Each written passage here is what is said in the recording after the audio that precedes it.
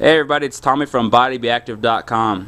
One of the most beneficial workouts that I started doing within the last year that's really helped me in my strength, flexibility, just overall fitness is yoga. Now if you're not doing yoga yet, I suggest that you start implementing it into your workout routines.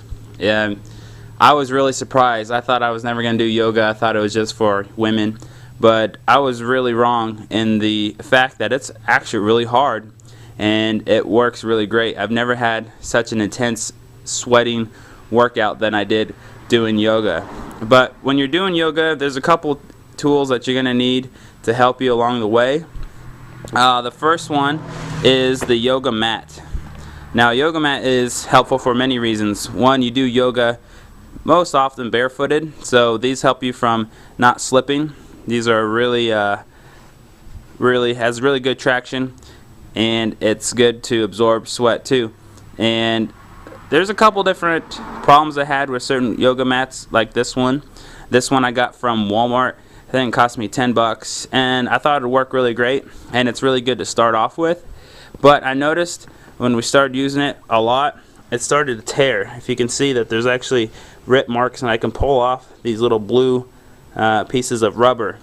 So you don't want to use shoes on this. That was my problem. I did a couple workouts with shoes, and the shoes had so much traction it started ripping off the blue rubber. So this one's a good one to start off with.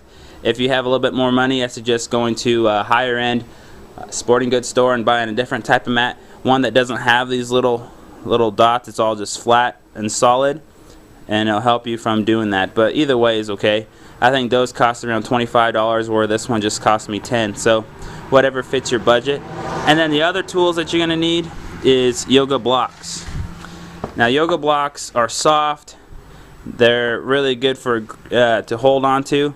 And what you use these primarily for is workouts where you can't get your hand all the way to the floor. If you're doing a standing, side split or something like that, you just grab onto the block, set it vertical, and then you're not as far to the ground, so you can get a further range of motion in your workouts.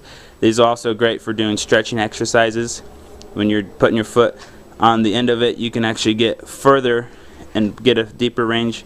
Like if you're doing a straight leg stretch and you're grabbing the back of your foot and it's no longer far enough, you can now have an extension for that. There's a lot of great uses for these. You can get them in different sizes.